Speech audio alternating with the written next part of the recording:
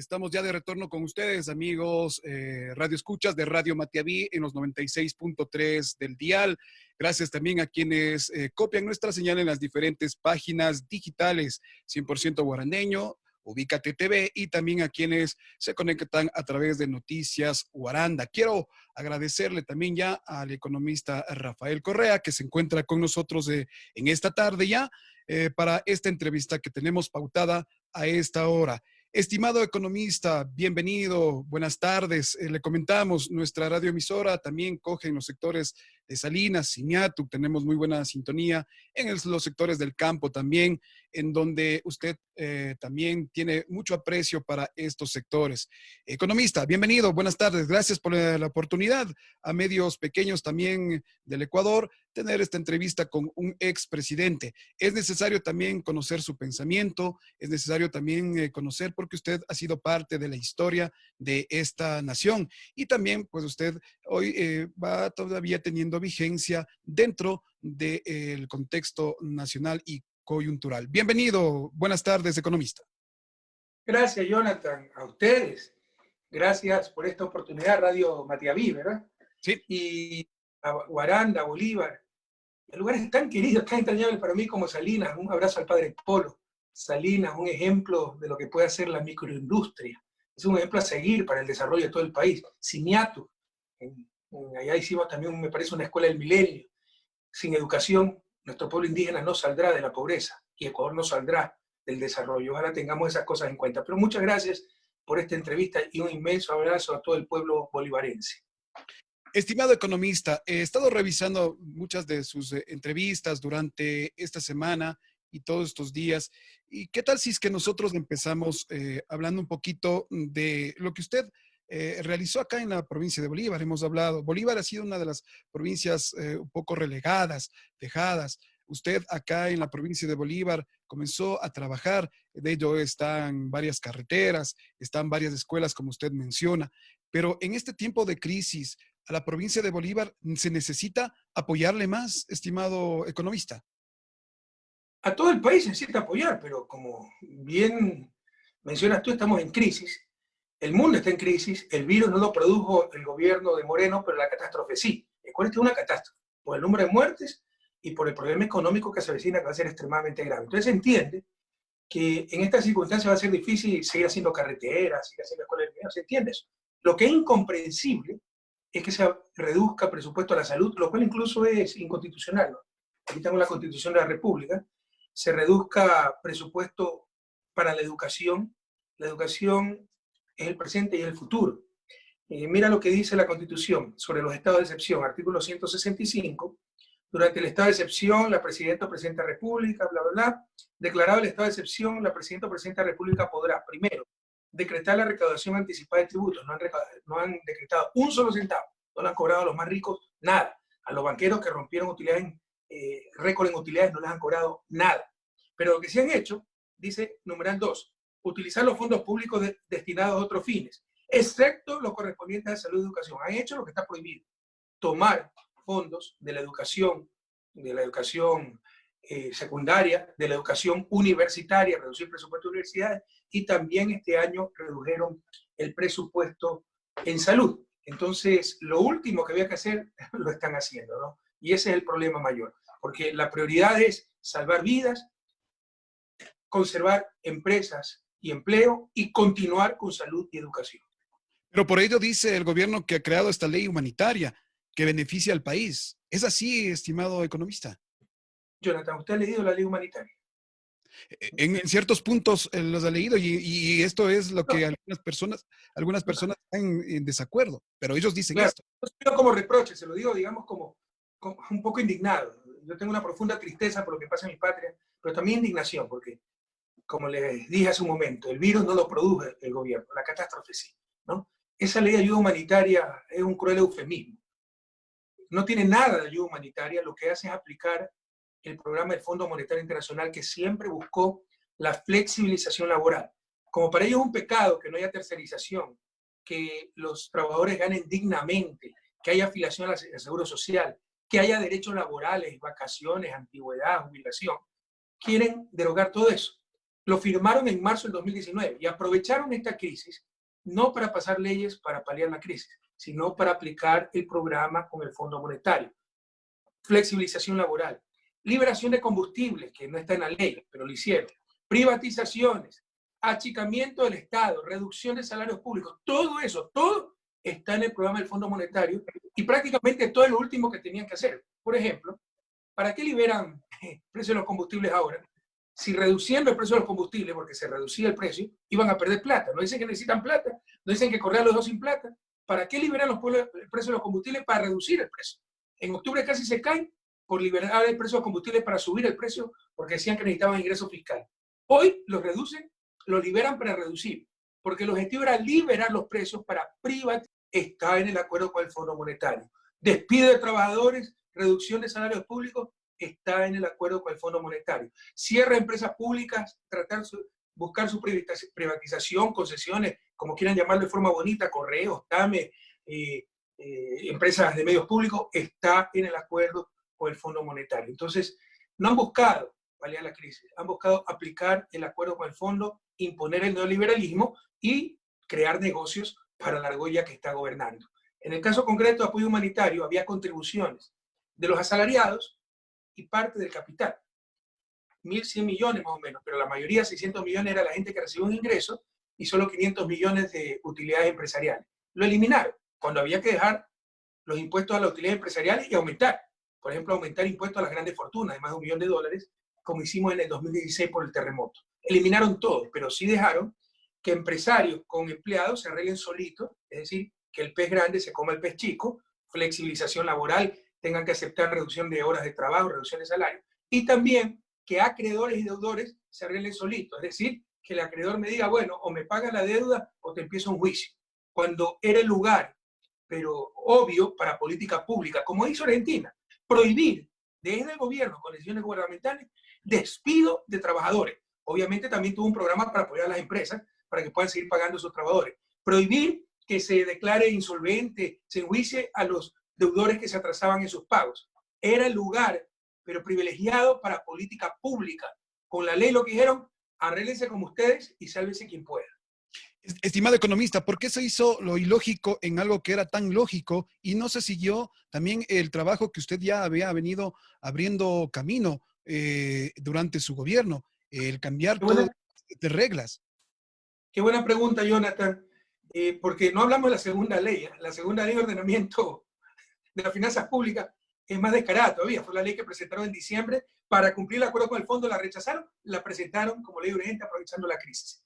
Y es tan absurdo que hay cosas que empiezan a funcionar o se aplican recién desde el 2022. No tiene nada que ver con la crisis. Es aplicar el acuerdo con el fondo y aplicar el neoliberalismo. ¿Por qué no siguieron con nuestra política? Porque nos traicionaron. Y que ahora esta tragedia es lo correcto. O sea, el mundo al revés. Que cuando mejor estuvimos, tuvimos el peor gobierno, pero mucha suerte. Hoy, cuando peor estamos, tenemos el mejor gobierno, las mejores políticas, pero mala suerte. Ojalá que ya nadie crea esas tonterías, ¿no? Y sencillamente piensen, ¿cuándo vivieron mejor? ¿En el gobierno de Correa o con esta tragedia? ¿No? Si es en el gobierno de Correa, por su familia, por Guaranda, por las futuras generaciones, por Bolívar, por la patria, hay que votar por la Revolución Ciudadana y recuperar el país. Entonces, echaron al tacho de la basura con la traición, porque fueron las políticas que vencieron en las elecciones de 2017. Rompiendo la democracia, porque se vota por un proyecto político, engañaron a la gente, votaron el proyecto político de la Revolución Ciudadana a la basura, adoptaron el neoliberalismo, nuestros enemigos aplaudieron, los medios fueron cómplices, protegieron a un gobierno que enseguida se demostró corrupto, inepto. Revisen mi discurso, julio 10 del 2017, aeropuerto de Quito, antes de venir a vivir a Bélgica. Digo, denuncio el pacto con Bucarán, denuncio que le han entregado a empresas públicas, y digo, es mejor extinguir Alianza País, a ser cómplices de esto. El tiempo nos ha dado dolorosamente la razón, pero además están cosechando lo que sembraron 3 años. Ahora lloramos lágrimas de sangre por haber mantenido un gobierno inepto, corrupto, pero además que votó al tacho de la basura las políticas tan exitosas de 10 años y aplicó lo que siempre ha fracasado, lo que, una crisis del 99, lo que nos llevó a la crisis del 99, y políticas que donde se han aplicado han fracasado. ¿Por qué se aplican? Porque benefician a unos cuantos, los que ahora están en el poder. Miren los banqueros, están rompiendo récord en utilidad. Estimado Rafael, usted ha dicho que hay que ganarlo en las urnas, votar. ¿Cómo está el tema de su partido? ¿Cómo está el tema? ¿Ustedes van a participar en estas nuevas elecciones? Tal vez por ahí pasa que se le haya tratado de enjuiciar varias veces y de anulitarle para que usted sea nuevamente candidato, o que el movimiento que usted como político como aún continúa vigente siga adelante. ¿Cómo está el tema de su partido, de su movimiento político actualmente? Mire, como lo reconoció Lazo, pero lo reconoció, por ahí está el video, dijo claramente que por priorizar la parte política y destruir a Correa, descuidaron la economía. En otras palabras, por destruir a Correa no les importó destruir la patria. No nos destruyeron, lo que sí destruyeron fue la patria. Gracias a Dios somos de lejos la mayor fuerza política y el apoyo sigue aumentando, porque en un momento dado sí desmoralizaron hasta nuestros propios militantes. Cuando te dicen que todas las obras están con sobreprecio, confundiendo con mucha mala fe sobreprecio con reajuste de contratos, cuando Porque va a buscar hasta el mismo ladrillo que falta en la hidroeléctrica, en la escuela del milenio, cuando dicen que todo es corrupción por parte de un vicepresidente de 6 años de ese gobierno. O sea, ¿dónde estaba él si era todo corrupción? Es obvio que están mintiendo, pero así nos obnubilaron con el bombardeo mediático. Pues, hubo gente que se desmoralizó, digo, será verdad. Otros indiferentes, traicionaron a Correa, persiguen a Correa, problema de los correístas. Apoyemos el 7 veces sí, se les dijo, nos están engañando. No es para refundar la patria, con eso va a haber construcción, empleo, la ley de pluralidad lo que impide la construcción. Acuérdense todo lo que nos dieron. Era solo para inhabilitarme a mí, porque sabían que no iban a poder hacer nada de lo que están haciendo si yo podía ser candidato, y para apoderarse del Estado con la pregunta 3. Eso fue un golpe de Estado. Entonces, bueno, mucha gente se desmoralizó. Yo creo que después de 3 años ya se han dado cuenta quiénes siempre fueron los corruptos, quiénes nos mintieron y quienes siempre dimos la verdad y nos han buscado por todos lados. Jamás van a encontrar 20 centavos mal habidos. Me tienen que condenar por influjo psíquico ante la falta de pruebas, ¿no? A ese nivel de descaro se llega. Entonces estamos muy bien a nivel de apoyo popular, pero muy golpeados, obviamente. Nos robaron Alianza País, no nos permitieron inscribir nuestro partido 3 veces. Hemos tenido que actuar con un partido que nos dio espacio, Compromiso Socialista 5. Quieren eliminar ese partido también, argumentando que hace 3 años, si les ganamos las elecciones, como se las vamos a ganar con el apoyo de Guaranda, Bolívar y el pueblo ecuatoriano, no tendrán dónde esconderse, porque ha habido demasiada corrupción, demasiado engaño, porque la tragedia que vivimos no es solo el virus, es verdadera negligencia criminal. Y, por ejemplo, corrupción generalizada, como el indecente reparto de hospitales, que se lo denunció en su momento. Era un secuestro a voces, pero la prensa nacional, la hegemónica, no ustedes, lo ocultó y ahora estalla en plena crisis. ¿en quién ya no volvería a confiar Rafael Correa nuevamente siendo presidente acá en Bolívar? En positivo, ¿en quién confiaríamos, lo que haríamos? Pero es que me pregunta eso. Obviamente empezando por Fafo Gavilán, un sinvergüenza que se vendió por un plato de lentejas. Y verán que si ganamos la elección, empezamos a revisar, verán cómo le han entregado espacios en Guaranda y en la provincia. Y eso es tráfico de influencia. Entonces, por pánico, van a hacer lo imposible para que no ganemos. Pero Fafo Gavilán es terrible, es descarado, ¿no? O sea, hay gente que no tiene decencia. Ese tipo empezó a trabajar con Ministerio de Obras Públicas con María Duarte, así lo conocí, después se lo nombró gobernador. Cada vez que iba me echaba flores, me iba a buscar a los ríos, a visitar los ríos, para venderse al primer plato de lentejas, como te dije. Y ahora entendemos, porque Bolívar probablemente es la provincia del país donde menos apoyo tenemos. Tenemos un gran apoyo, pero comparado con los apoyos que tenemos en provincias como Manabí, como otras del país, es muy pequeño. Y uno de los factores puede ser que esta gente no hacía quedar mal en el territorio. Pues. Unos corruptos completos, mafias, y uno no puede estar enterado de todo. Hay gente que cree, no, Correa estaba en todos lados, trabajaba todos los días, debe saber todo. Es imposible saber todo. Para gobernar un país como Ecuador se necesitan unas 1.500 personas honestas, transparentes, comprometidas políticamente, con la misma visión. Con dolor te digo, ese es su desarrollo. No existen esas 1.500 personas.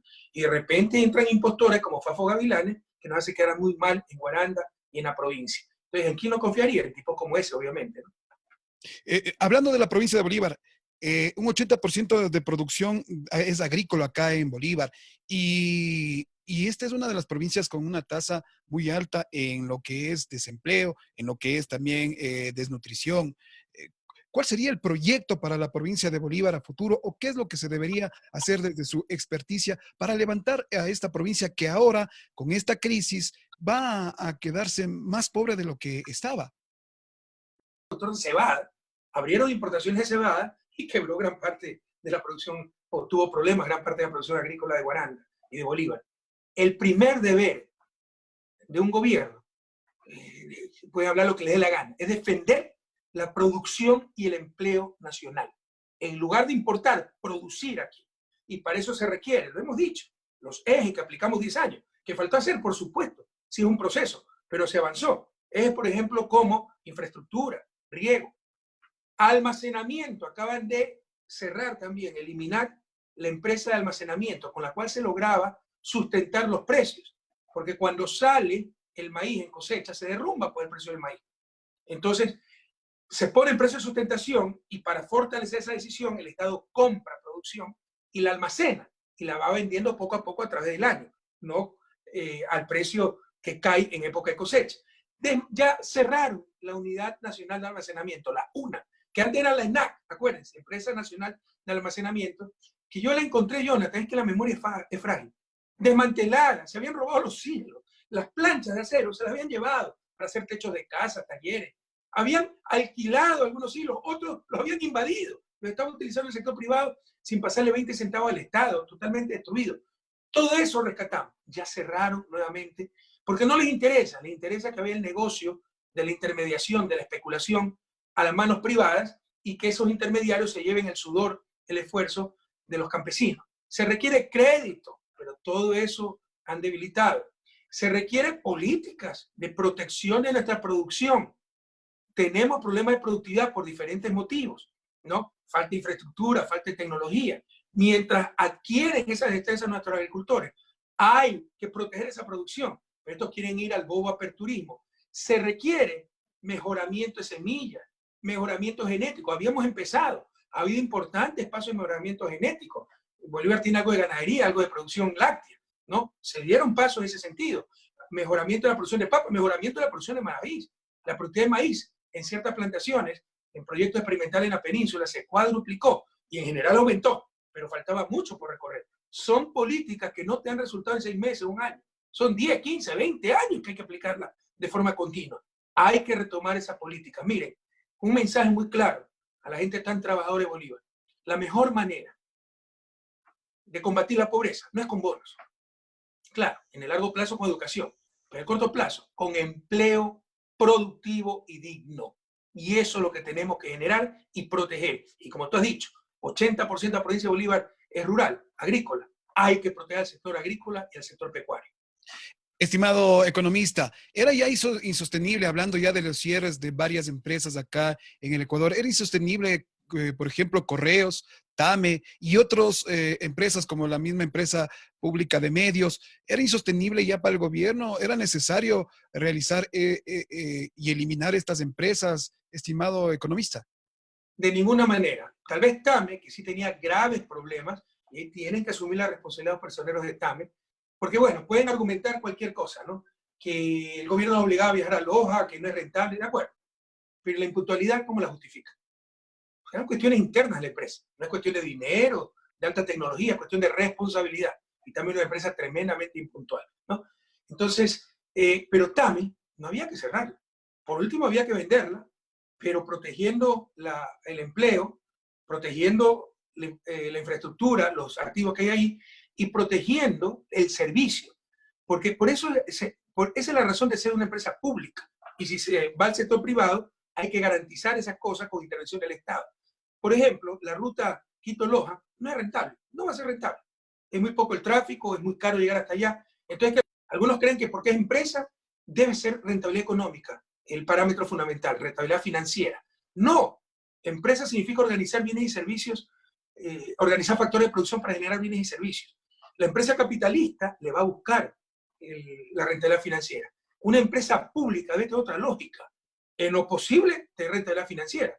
Pero si por eso debo dejar de servir a Loja, en el ejemplo que le puse, bueno, eso pierde rentabilidad social. Entonces, no es el único parámetro la rentabilidad financiera. Pero TAME sí tenía graves problemas.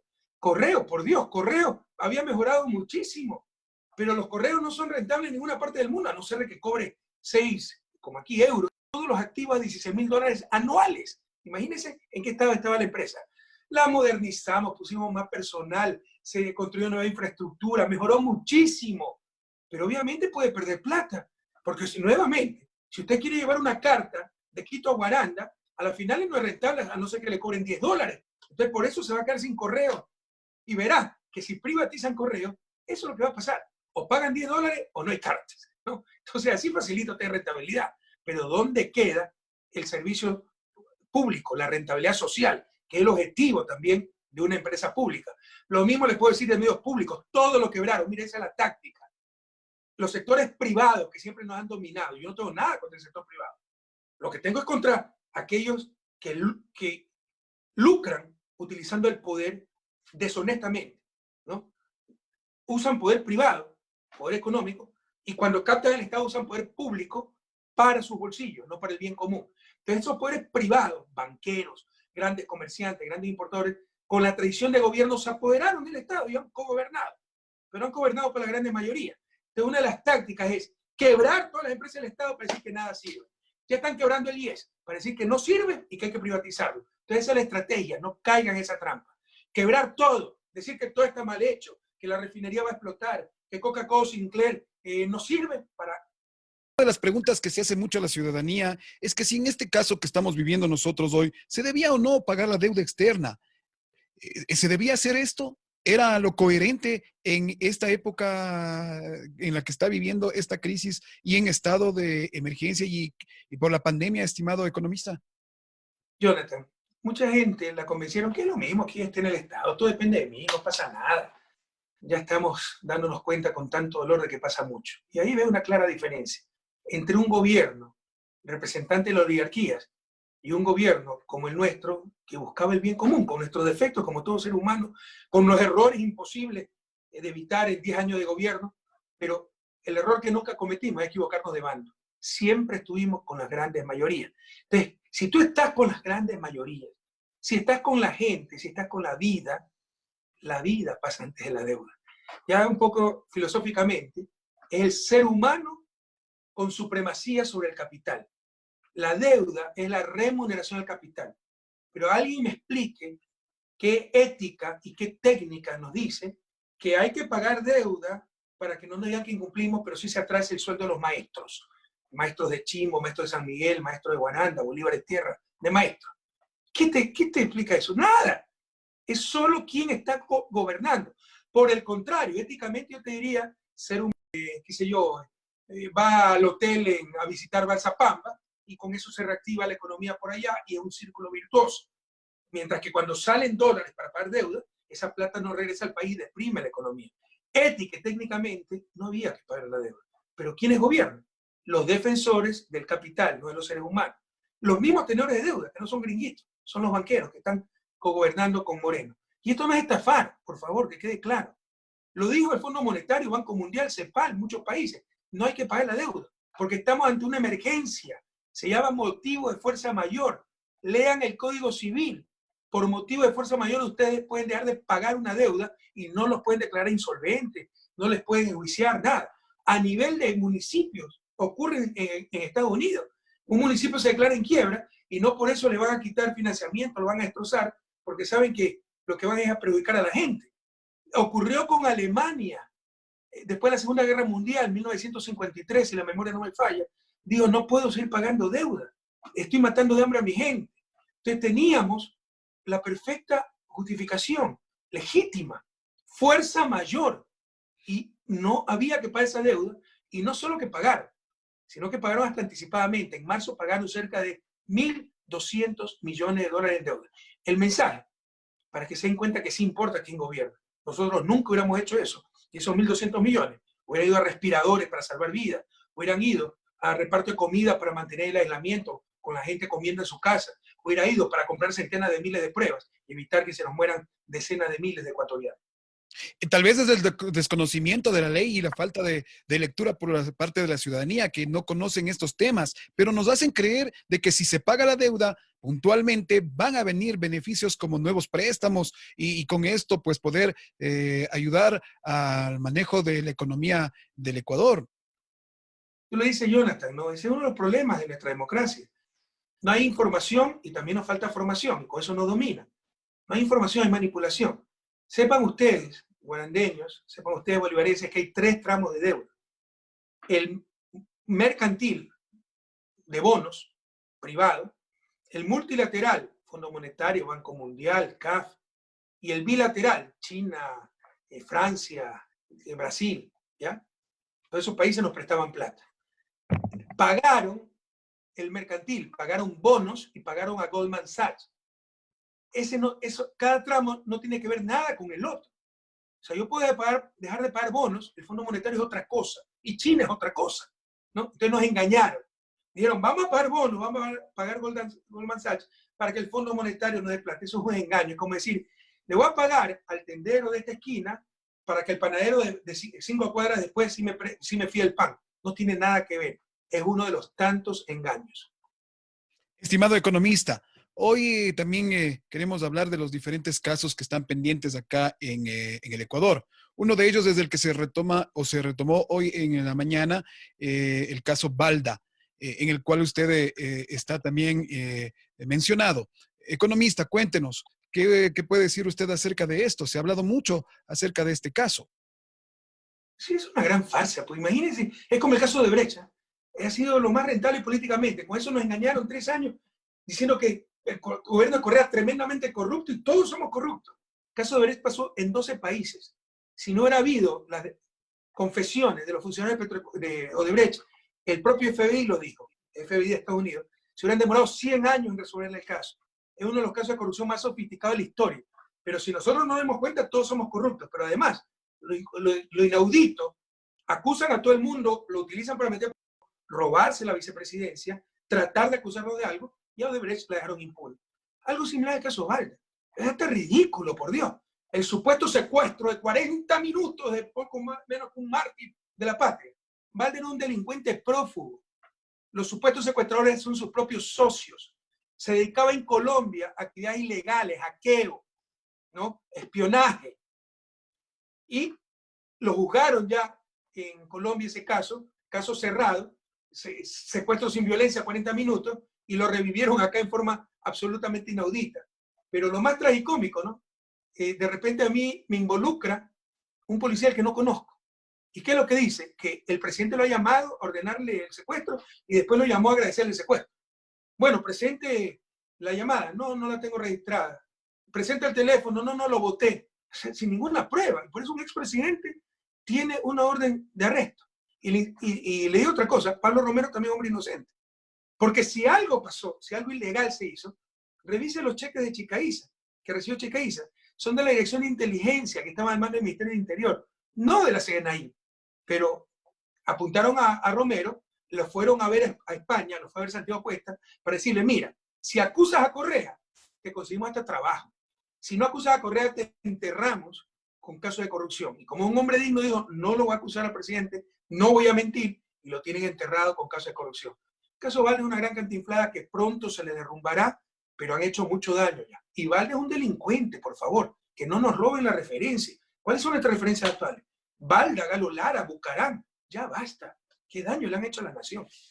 En esos casos también está el caso de Arroz Verde, o que hoy se llama Sobornos, y se hablaba de los cuadernos de Pamela Martínez. Esto ha tenido muchos dimes y diretes, muchas cosas que no han cuadrado para algunos y que para otros dicen ser estas las pruebas necesarias en las cuales a usted se le incluiría en este tema del caso de sobornos, estimado economista. Mira mi caso en general. Para que haya soborno, Jonathan, se debe haber recibido dinero a cambio de un contrato. ¿Dónde está eso? Busque las decenas de miles. No existe. Se han inventado, no existe. Han tergiversado cosas perfectamente legales. Teníamos un fondo de solidaridad en la presidencia, en nuestro propio bolsillo.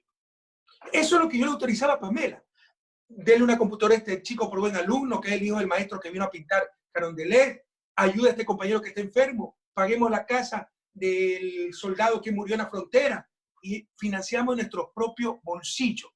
10 años yo di cerca de $400 diarios de mi bolsillo para ese fondo. Y de ahí presté $6,000 una vez que estaba sobregirado.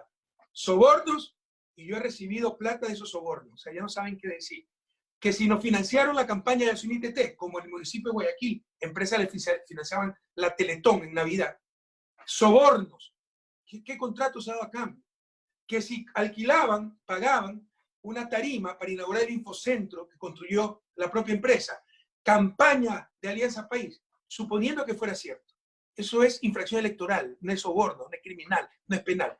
Pero con mucha mala fe, Diana Salazar, puesta para eso, para perseguirnos y para encubrir a Moreno, porque Moreno es el corrupto, armó todo un caso. Revisa esa factura, los 7 millones de sobornos no existen, no tienen pruebas.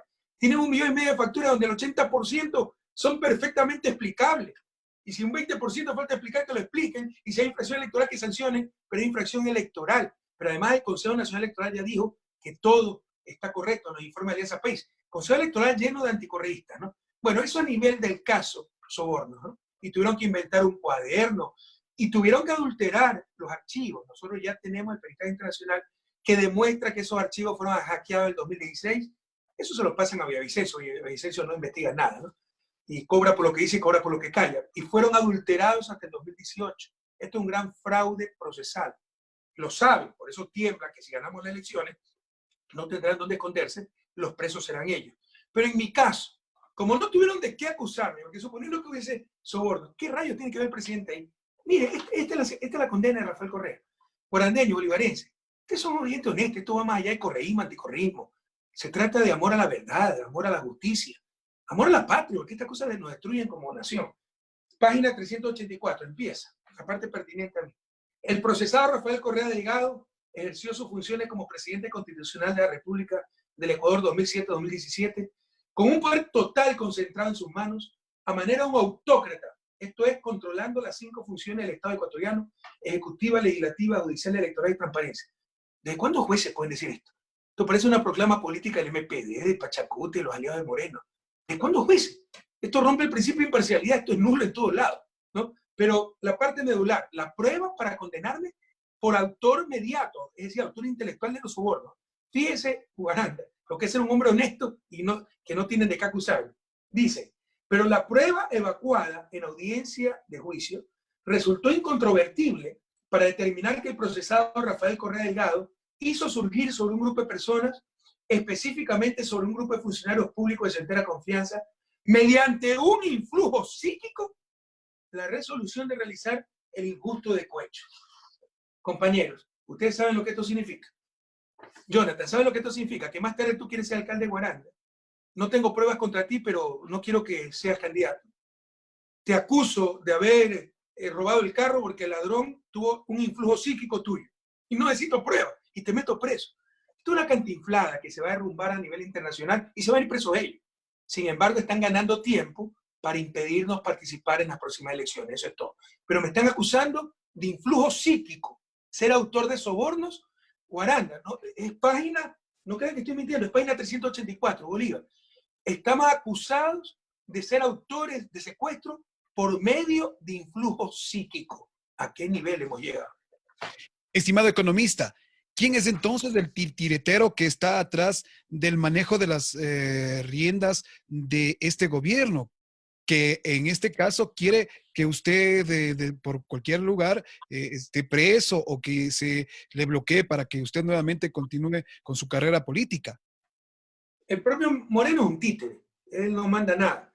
Pero detrás de ese títere están titiriteros como Fideleda, por ejemplo, segundo hombre más rico del país, que es cómplice abierto en Moreno, es el dueño de Teleamazonas, y mira cómo Teleamazonas apoya a Moreno. Y en general, todas estas élites que nos hicieron quebrar en el 99, que no pagan impuestos y que tercerizaban, y que con nosotros tuvieron que cumplir la ley. Entonces están los banqueros, los grandes importadores, los grandes empresarios.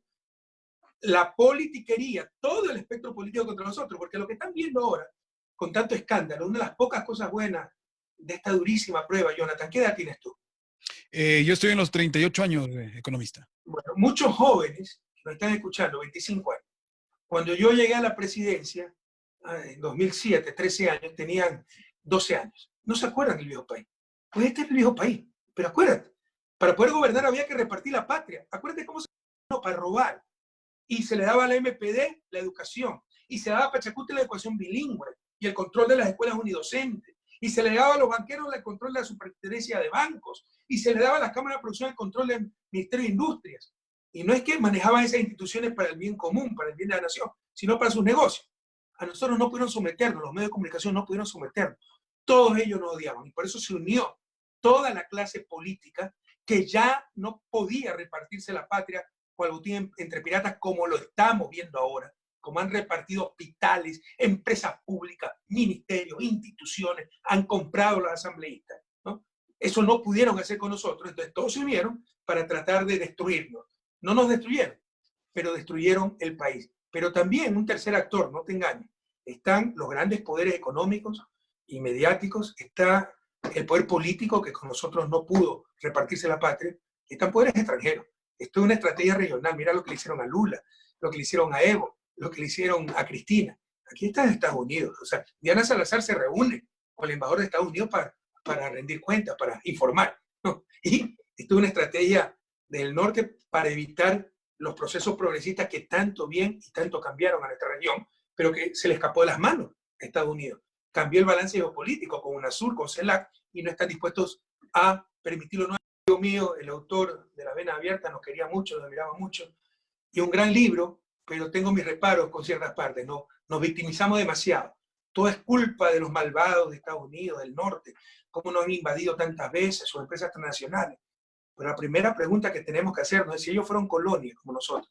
Si nos independizamos en un lazo de 50 años, ¿no? Que a nivel histórico no es nada, ¿por qué ellos son desarrollados y nosotros no? ¿Por qué somos nosotros dominados y no nosotros los que dominemos? Esa es la primera pregunta que tenemos que hacernos si queremos salir de su desarrollo. Y una de las respuestas a esa pregunta, que es compleja, es la mala política, lo que estamos viviendo.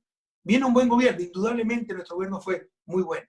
Indudablemente 2007-2017 ha sido la mejor década de la historia del país. Lo hice Banco Mundial, lo hice las Naciones Unidas, lo hice CEPAL, lo hice Boston Consulting Group, lo hice UNESCO, tantas y tantas instituciones.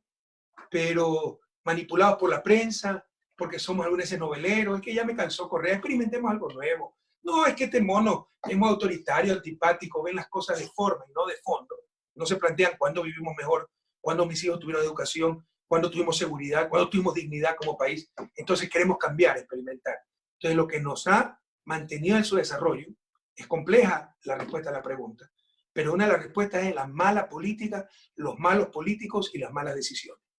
Estimado economista, en ese sentido, muchas de las personas han tratado de darle y decirle al gobierno que está mal. Uno de los casos fue el levantamiento indígena que hubo, pero un levantamiento en el que se les fue la mano, un levantamiento que no tuvo un liderazgo, un levantamiento en donde desde mi punto de vista, se trató tal vez de hacer una plataforma.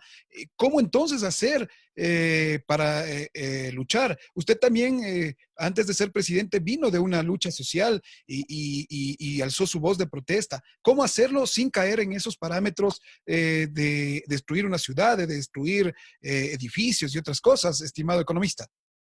Nunca vamos a estar de acuerdo con la violencia, pero tampoco con la explotación. Ahora, no son cosas que van de la mano. Para evitar la explotación tengo que caer en la violencia, ¿no? Hay la resistencia pacífica, hay las formas de... La Constitución permite la resistencia, ¿no? Pero en todo caso, hay que hacer una lectura correcta de ese levantamiento de octubre. El detonante fue la liberación del precio de los combustibles, ¿no? Que había jurado este farsante 3 días antes que no lo iba a subir y que le faltaba dinero. Ahora lo libera para perder dinero. ¿Por qué? Porque lo que querían era liberarlo para privatizar, eso es todo, ¿no? Y no fue la dirigencia indígena la que promovió el levantamiento y el paro, fueron las bases indígenas. Esto superó a la dirigencia indígena. ¿Y por qué fracasó? Porque la dirigencia indígena vendió su base. Después de 2 semanas, bueno, más de 10 días de lucha, 11 muertos, 1.300 heridos, 1.200 detenidos, la solución era que reduzcan nuevamente el precio del combustible, aquí no pasó nada. Por favor, tenían hasta que responder por los muertos, por los crímenes, por los asesinatos. Y le dio la salida la CONAIE, Vargas, Pachacuti, dicen, no, baja el precio del combustible, ya se arregló todo, victoria, regresemos a la casa. Y si me hubieran hecho caso, cuando yo dije, de acuerdo a la Constitución, porque para eso se pusieron esos artículos en la Constitución, que son figuras, dichas sea de paso, del parlamentarismo, ¿no? Es lo que se puede llamar un presidencialismo flexible. Me refiero a la muerte cruzada o elecciones anticipadas, artículos 130 y 148 de la Constitución. Es precisamente para esto, por las tensiones que vivimos, terribles, porque hay traidores que ganan las elecciones y traicionan a la democracia, lo cual es imposible en un país desarrollado, votando a la basura el programa ganador. ¿Cómo resolver esas tensiones sin romper la Constitución, sin romper la democracia, como ocurrió con la caída de Bucaram cuando se puso a Fabiola Alarcón? ¿Qué es esto de un presidente interino? ¿No? Cuando ha sucedido tantas veces en nuestro país, esa ruptura constitucional. Para evitar eso, se puso esta flexibilización. En caso de grave caos social y político, se pueden anticipar elecciones. Si me hubieran hecho caso, imagínense, primero, se hubiera evitado una represión brutal, y en las peores dictaduras del Ecuador había esa represión como en octubre, 11 muertos, 1.300 heridos, decenas de gente que perdió sus ojos, perdieron órganos, 1.200 detenidos. Y segundo, ya tendríamos pues un nuevo gobierno democrático, legítimo, y la situación hubiera sido tremendamente diferente. Peor emergencia probablemente en la historia, con el peor gobierno de la historia. Pero si en octubre no hubieran hecho caso, en lugar de decir, Correa es ambicioso, Correa quiere poder político, pensando en el país, aplicando la Constitución, poniendo nuestros cargos a disposición, se anticipaban elecciones, ya en 2 meses se tenían elecciones, en enero teníamos nuevo gobierno, y con la pandemia que se declaró en marzo, con el estado de emergencia, hubiéramos tenido otro gobierno mucho más legítimo, mucho más capaz, y la situación hubiese sido totalmente diferente. Tal vez lo rescatable, economista, fue que se detuvo en ese momento este tema de los subsidios de la gasolina, se detuvo, se paró, pero luego de 7, 8 meses se aprovechó de la pandemia para poder poner en plan todo lo que tenía el gobierno enviado por algunas organizaciones. Montaste las leyes, te dije, lo que están haciendo no es enfrentando la pandemia, enfrentando la crisis, sino aplicando el acuerdo con el fondo firmado en marzo del 2019. En ese acuerdo está la libertad, si queremos salir de su desarrollo. Ecuador produce 550.000 barriles diarios de petróleo. Solo refinamos 160.000. Incluso si ya estuviéramos atendido el mercado interno, es mejor exportar gasolina que exportar petróleo crudo. Pero lo más desconcertante es que importamos gasolina, ni siquiera nos alcanza para el consumo interno. Entonces, es obvio que se requiere una refinería. Pasaron diciendo ni sé cuántos años que no se necesitaba, que era elefante blanco, diciendo que ha habido sobreprecios que no ha habido, con eso justificaban no hacer, ¿qué tiene que ver? Si hay sobreprecios, sanciones, pero ¿qué tiene que ver con que no se haga una obra necesaria para el país? Lo que quieren es llevarse el Estado en peso, ¿no? Minimizar el Estado y que lo que hacía el Estado lo hagan los negocios privados. Estimado economista, ¿aún están dentro de este gobierno personas y que apoyaron también su gestión? Entre esos casos está pero se les ve el odio, esos pobres muchachos. Son muchachos muy inmaduros, muy vanidosos, que se creían predestinados. Vea, no quiero ser tan duro, siempre hay excepciones, pero en principio, aunque la burguesía se vista de seda, burguesía se queda. Son niños ricos que se las quisieron dar a progresistas, pero tremendamente vanidosos, tremendamente ambiciosos, y ahora se ha visto tremendamente malos, ¿no? La maldad, o sea, lo que atraviesa esta gente, a Moreno, a Romo, a Roldán, a Michelena, a Granda y a tantos otros, no es necesariamente la corrupción, muchos son corruptos, tal vez no todos. No es necesariamente la ineptitud, muchos son ineptos, no todos. Pero los que sí son todos es maldad, son gente mala. Y las personas somos lo que en las pruebas demostramos ser, ¿no? Tuvieron poder y lo aplicaron para la maldad, para sus venganzas, para satisfacer sus odios. Queridos jóvenes, a las personas buenas no se las mide por qué tan buenos amigos son, eso es lo más fácil. Se las mide por qué tan mal enemigos son. Y esta gente son enemigos, pero descarnados, ¿no? No le importa meter preso a gente inocente con tal de aniquilarte políticamente.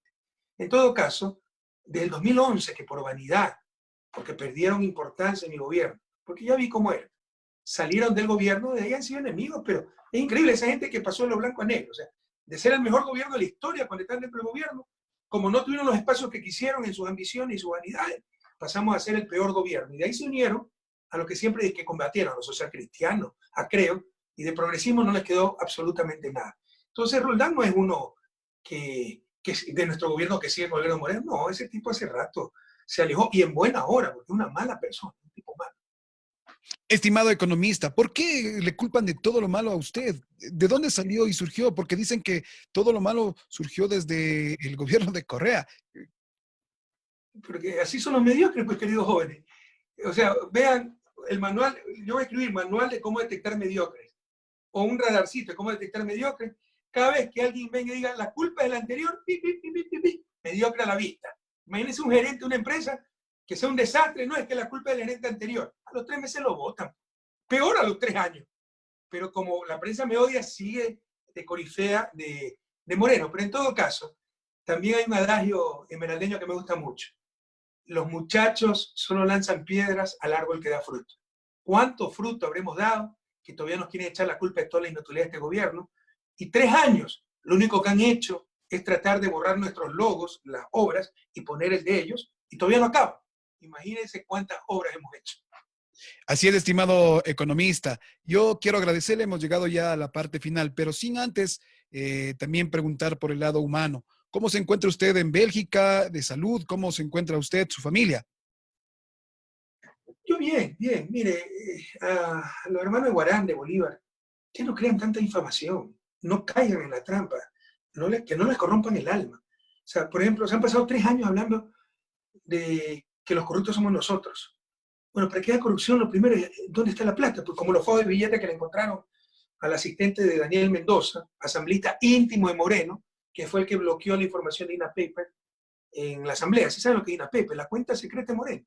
100 raya 4 raya 10 71 378 Balboa Ban Panamá. Pues ya está detectada la cuenta a nombre de INA Investment. INA por sus hijas Cristina, Karina y Irina. ¿Cómo puede imaginarse que más de un año, febrero 2019, antes que Arroz Verde, se supo de esa cuenta y todavía Diana Salazar no la abre? Que la debió abrir desde que era funcionaria del gobierno, encargada de la unidad de análisis financiero, que está para eso, para ver lavado de dinero, movimientos de dinero de la corrupción. No hicieron nada. Siguen encubriendo a Moreno. Pero se han pasado 3 años diciendo que los corruptos somos nosotros, que había corrupción generalizada. Es que Moreno, tonto, ingenuo, porque fue 6 años vicepresidente. No, o está mintiendo. Y obviamente es que está mintiendo. O sea, para que haya corrupción, alguien debió haber lucrado. ¿Dónde está ese lucro? 3 años se han pasado hablando de eso. ¿Por qué les digo esto? Porque, por el contrario, ya uno no sabe si reír o llorar. Créame que a mí nunca me interesó la plata. Mi esposa me vive restando porque soy muy descuidado con el dinero. Nunca sé cuánto es mi saldo. Y porque nunca me han gustado las riquezas materiales. Nunca he tenido un nivel de vida ostentoso. Aquí vivo en casa alquilada, no tengo carro, mi hijo se me acaba de graduar de escuela pública, mi esposa trabaja como maestra para completar el presupuesto, pero somos nosotros los corruptos. Entonces ya no cae esa trampa, que no les corrompan el alma. Yo estoy bien aquí, lo más importante, la mayor riqueza es la salud, la riqueza es la familia, estoy bien con mi familia, pero obviamente con el alma destrozada, porque al país lo han hecho pedazos. Y hay soluciones. Ya encontramos un país hecho pedazos en el 2007, tal vez de forma menos grave, pero lo sacamos adelante. Lo volveremos a sacar adelante. Le han hecho mucho daño, han creado mucho dolor.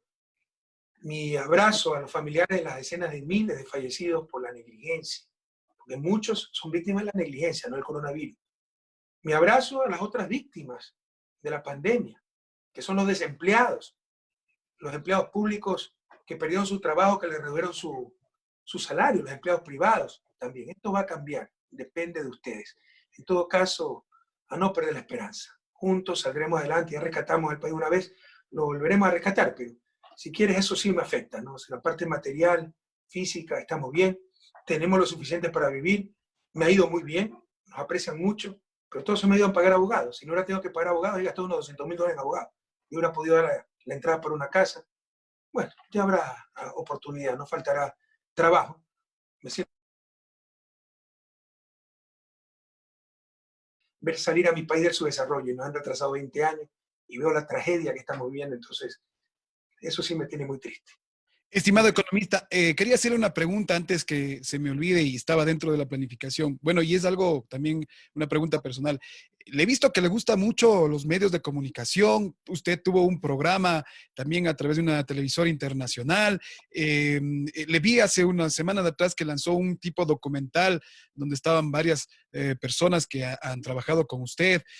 Pero ¿por qué le dicen a usted que tiene un problema con los medios de comunicación y que muchas veces los ha querido cerrar? Pero vemos que usted gusta de dado esto a conocer así de parte de usted, ¿o qué ha pasado? Mi hija acaba de terminar su carrera, ¿no? Se me graduó con una maestría en periodismo y economía y estoy muy orgulloso. Y yo estoy trabajando como entrevistador en Rosa Today, uno de los trabajos que tengo. Acabo de grabar una entrevista con Fernando Haddad, el candidato presidencial en 2018 en Brasil, y me encanta, pagaría por hacerlo, y me pagan, y gracias a Dios muy bien. Y una de las cosas que me ayuda para pagar abogados. Pero además tengo consultoría, me pagan por conferencia, por escribir artículos algunas veces. Pero, ¿por qué? Porque enfrentemos a la prensa, a la mala prensa. Nadie está contra la prensa. Peor contra la libertad de prensa. Pero han tenido la habilidad, la mala prensa ha tenido la habilidad para asociar la libertad de prensa con ello. Entonces, si tú lo criticas, digas, oiga, no mienta. Ataque la libertad de prensa. No, ataca la mentira. Es como decir, si critican al presidente, están criticando a la democracia. Si no, tenían en la colonia. Criticar al rey era criticar a Dios. Debemos superar esos engaños. Tenemos una prensa terriblemente mala, que no es garantía de democracia, nos ha robado la democracia. Sin información no hay democracia. Y no informan, manipulan, sino porque han encubierto 3 años a Moreno. Todo lo que me decían a mí, de Moreno no dicen nada, y lo reconoce. Lo reconoció hace poco Carlos Vera. Y no es que nos molesten las entrevistas. Ayer tuve una entrevista con Radio Fiesta de Ambato, nos pusieron una trampa, era con un periodista, llamaron a 2 odiadores para un panel. Y hacían unas preguntas tan impertinentes, tan mal educadas, que me molesté. No me molestan las preguntas, no, me molesta la impertinencia, la mala educación, la mala fe. Así no llegamos a ningún lado. Mientras América Latina no resuelva la cuestión mediática, en el sentido de que nos ha robado la democracia, de que tenemos democracia mediatizada, ya no importa lo que siga en campaña, sino lo que aprueben o desaprueben los medios de comunicación. Ya no importa el Estado de Derecho, sino que estos gobiernan, legislan y juzgan de sus titulares. Eso es gravísimo. Además, ¿a quién pertenecen los medios?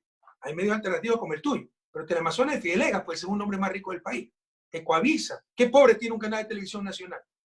El Universo, el fundador del Universo era comerciante de armas, el comercio lo maquilla. O sea, son las grandes oligarquías de este país y utilizan sus medios de comunicación para defender sus intereses. Entonces, mientras América Latina, y lo seguiré repitiendo, yo no les temo, y estoy escribiendo al respecto, no resuelva la cuestión mediática como la he descrito, no tendremos verdadera democracia y no tendremos desarrollo, porque con esa manipulación, mira cómo nos quisieron convencer que cuando estábamos bien, estábamos mal.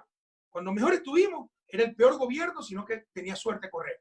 Y cuando peor estamos, es el mejor gobierno, porque le está llenando los bolsillos, ¿no? Pero ha tenido mala suerte. Nos quieren hacer tragar piedras de molino.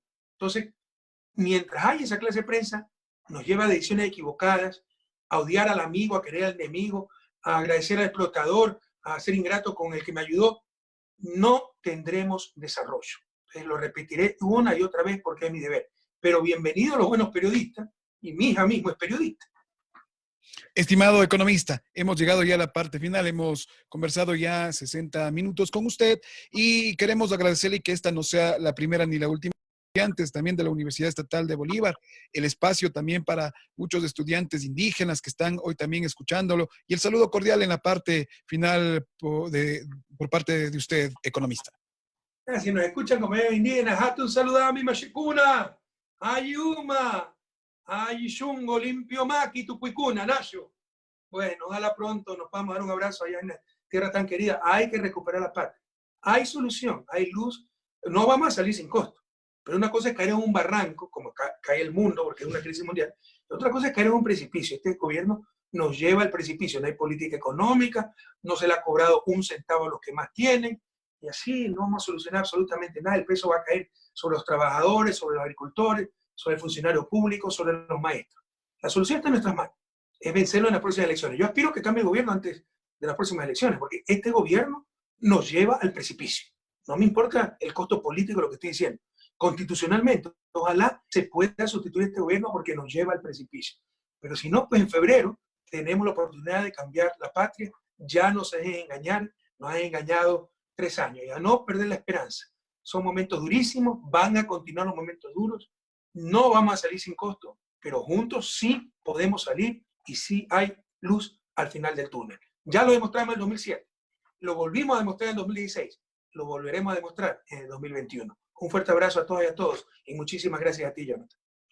Ha sido una entrevista con el economista Rafael Correa, expresidente de la República. Nosotros lo que hacemos desde nuestro medio es acercar a los personajes, conversar con ellos sus criterios, sus pensamientos. Usted como ciudadanía es quien saca las conclusiones y son las entes como los jueces los que sacan las verificaciones si son o no lo que se ha dicho en este andamiaje político en el que vivimos actualmente. Muchísimas gracias. El día de mañana estaremos reencontrándonos a las 17:30 en Visión Informativa en su segunda emisión. Muchísimas gracias. Con la bendición del Señor. Hasta